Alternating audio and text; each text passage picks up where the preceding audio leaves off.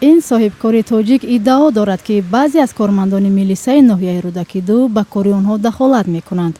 خورشید سعیدов یک نقطه شستشوی ماشین ها و آشخانه را در کنار دوشنبه در اختیار داشته اصرار می‌ورزد که دو افسر میلیسا با دغل گفتاری و نپرداختن حق خدمت رسانی ها راه می‌دهند. اومده گفت ماشین ما رایگان شما کارمند ایفزی حقوق مسئول کارکنی میلیسایم و جونی بیگ امروز که در کار نیستای هوا سرد بود و میگه که ما حقوق ندارم ما ماشین نمیشم برسم ما جا مثال نرخنامه داریم ما باید دیره و میگه ما داشتم قبول میکنم میگه ما کارمند شعبه کارهای داخلی رودکی دی ماشین ما را میشوین.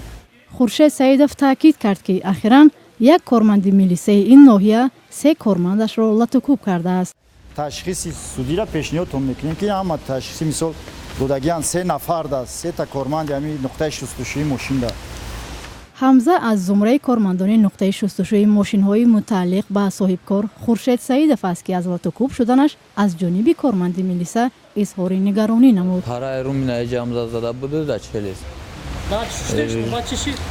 Ba giriftan adel buradan mı da adel zadan mı ki karbuta mı bay sari bay zuri kada buşun.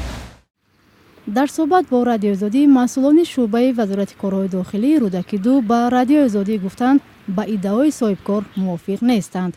یک مسئول این نهاد گفت از شکایت خبر دارد و قضیه تحقیق می شود. دوران اماموف یکی از دو کارمند میلیسا ادعای صاحبکار را بی اساس خواند. در دادستانی ناحیه شامنصور گفتند بر اساس شکایت صاحبکار نسبت سید ربانی دولتов کارمند پلیس رودکی برای برآمدن از حد وکالت‌های خدمتی پرونده جنایی باز شده تفتیشات ادامه دارد. در دایره کارشناسان مسئله دخالت به کار صاحبکاران پیوسته مورد گفتگو قرار می‌گیرد، اما کم حالت‌هایی هست که صاحبکاران نسبت مقامداران بر رسانه‌ها شکایت برند.